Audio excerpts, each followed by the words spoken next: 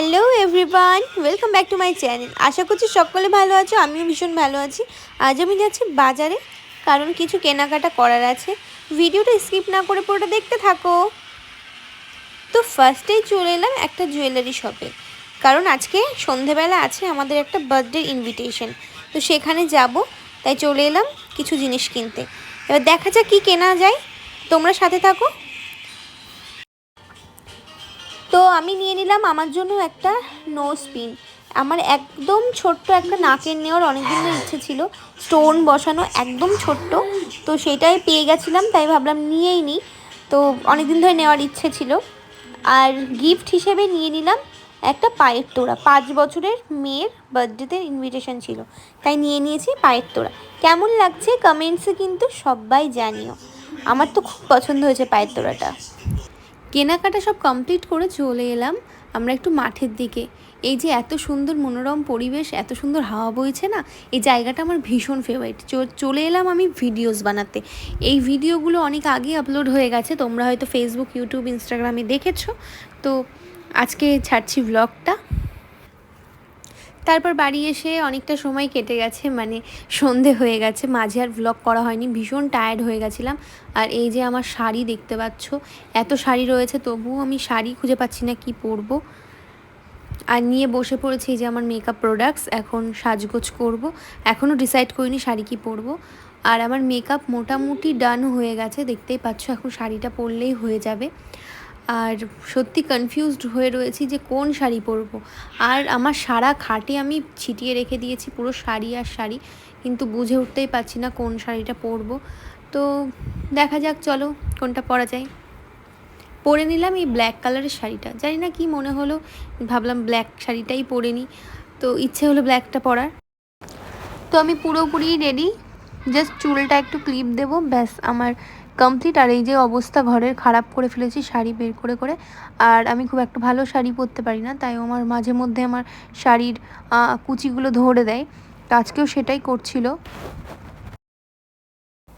তো তারপর আমি চলে এসেছি যেখানে আমাদের নিমন্ত্রণ ছিল। তো ভেতরে ঢুকতে গেটটা দারুণ সাজানো হয়েছিল, এমনকি পুরোপুরি ডেকোরেশনই খুব সুন্দর করেছিল। আর আমাকে কেমন লাগছে আজকে কিন্তু অবশ্যই তোমরা কমেন্টসে জানিও। একদম হালকার মধ্যে সেজেছিলাম, তবে আমি ব্ল্যাক কালারের শাড়ি পরতে ভীষণ ভালোবাসি, তোমরা জানো ব্ল্যাক কালার আমার ফেভারিট, তাই আমি ব্ল্যাকের মধ্যে আজও পরেছিলাম।